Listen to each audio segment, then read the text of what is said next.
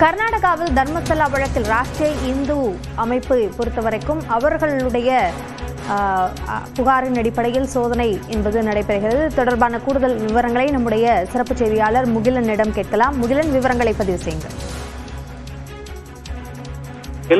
இந்த விசாரணை தற்போது இந்து அமைப்புகள் பக்கம் திரும்பி இருப்பதை நம்மால் பார்க்க முடிகிறது. ஏற்கனவே அந்த சின்னையா கைது செய்யப்பட்டிருக்கிறார். அதாவது புகார் அளித்தவரே இந்த சின்னையா என்பவர் தான். அவர் பொய்யான ஆதாரங்களை வைத்து அவர் புகார் அளித்ததாக அவரை இந்த சிறப்பு புலனாய்வு குழுவானது கைது செய்தது.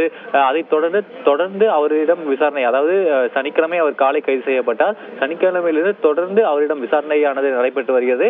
அவரிடம் கிடைக்கப்பெற்ற தகவலின் அடிப்படையில் தற்போது ஒரு இந்து அமைப்பை சேர்ந்த மகேஷ் ஷெட்டி திரிமோடி என்பவர் இல்லத்தில் தற்போது அந்த சிறப்பு புலனாய்வு குழுவான சோதனையில் ஈடுபட்டு வருகின்றனர். மிக முக்கியமாக இன்று நடத்தப்பட்ட விசாரணையில் சின்னையாவும் அந்த இந்து அமைப்பை சேர்ந்த அந்த மகேஷ் ஷெட்டி என்பவர் வீட்டிற்கு அழைத்து செல்லப்பட்டிருக்கிறார். அங்குதான், அதாவது 2.5 மாத காலம் இந்த சின்னையா என்பவர் தலைமறைவாக இருந்தார் புகார் அளிப்பதற்கு முன்பாக.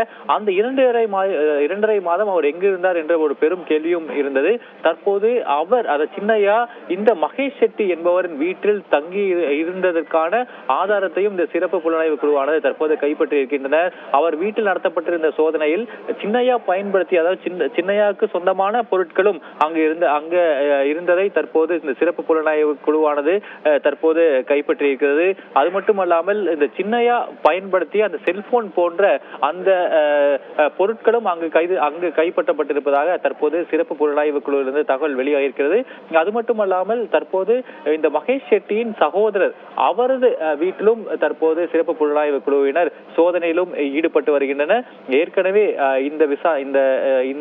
இந்த வழக்கு தொடர்பாக பல்வேறு கோணங்களில் தற்போது சிறப்பு புலனாய்வு குழுவினர் சோதனை நடத்தி வரக்கூடிய சூழ்நிலையில் தற்போது ஒரு இந்து அமைப்பை சேர்ந்த முக்கிய பிரமுகர்கள் இருவரின் வீட்டில் இந்த சோதனையானது நடைபெற்று வருகிறது. நாம் ஏற்கனவே பார்த்திருக்கிறோம், அங்கு கர்நாடகாவில் பாஜக தொடர்ந்து ஒரு குற்றச்சாட்டை இந்த ஆளும் காங்கிரஸ் அரசு மீது வைத்து வருகிறது. இந்த குற்றச்சாட்டு வெளிவரதற்கு காரணமே காங்கிரஸ், அதாவது தர்மஸ்தலா அங்கு இருக்கக்கூடிய அந்த கோவில் நற்பெயருக்கு களங்கம் விளைவிக்கவே கர்நாடகா அமைச்சரவையில் இருக்கக்கூடிய பலரும் செயல்பட்டு வருவதாக ஒரு குற்றச்சாட்டை முன்வைத்து வரக்கூடிய சூழ்நிலையில் இன்று கர்நாடகாவை சேர்ந்த ஒரு அமைச்சர், இது கர்நாடகாவின் பிஜேபியின் ஒரு பி டீம் தான் இந்த பிரச்சனைக்கு காரணம், அந்த பி டீமில் இருக்கக்கூடிய சிலர் தான் இந்த விவகாரத்தை தூண்டிவிட்டு, குறிப்பாக சின்னையா போன்ற நபர்களை தூண்டிவிட்டு இந்த தர்மஸ்தலாவுக்கு எதிராக ஒரு களங்கத்தை ஏற்படுத்த வருவதாகவும் தற்போது காங்கிரசும் பதில் குற்றச்சாட்டை முன்வைத்து வருகின்றனர். விரிவான விவரங்களுக்கு நன்றி முகில்.